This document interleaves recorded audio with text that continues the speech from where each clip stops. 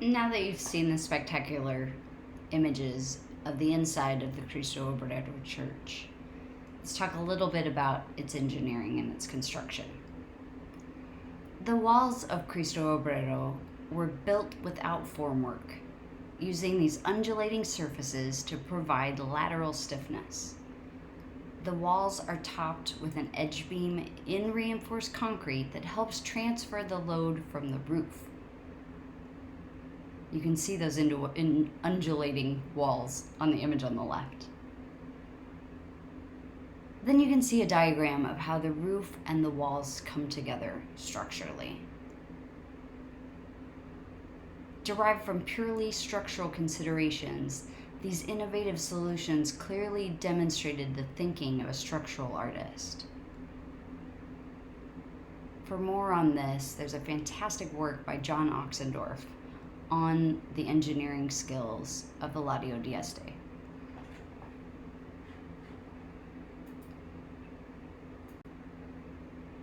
For the moment, let's just enjoy the visuals here a little bit. So, d'Este was commissioned to create a series of marketplaces and basically holding stations for the products of Massagro Agro Industries, which was a large farming conglomerate. And you can see here the way that those elegant concrete shell ideas that we looked at in the earlier section show up again, but this time in brick. You can see the patterning, the gridding, the structure, and the way that d'Este has layered these to allow light and air while also providing shade into these coverings, these structures. Here we're looking at a section of what he created for Massagro.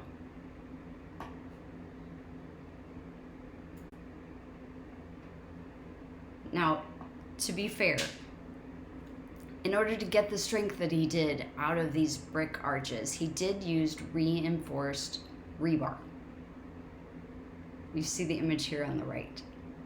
But he didn't just lay it up there for strength, as it looks like in that little tiny image showing some rebar laying on the top of the roof of a vault.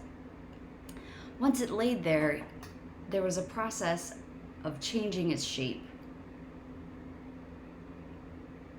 It was a way of pre-stressing the wires so that their structural aims worked against the aims of the vault. The aims of the vault, of course, if you think about your paper and you curve it over into a vault structure on the table without your hands holding each side in, that vault is very quickly going to become a piece of flat paper. These brick vaults wanted to do the same. So by counteracting their desire to splay flat with this sort of figure eight, not really, but kind of an hourglass shape, the two worked together to create the elegant vault structures that we saw at Massagro. Here we see another project at Porto Alegre. This is another industrial facility that d'Este was commissioned to design and create. Just look at this image for a minute. It's amazing. Look at all those men sitting on top of these vaulted brick structures. The rigidity, the strength that just this simple geometry and physics was able to accomplish is masterful. And you can see the way that this structure allows more light into the spaces below. Here's an overview of that Porto Alegre project. You can see that beautiful ripple effect down the middle of the building where those windows are opening one after the other, following the shape of those S-curve Gaussian vaults. Here's a better detail.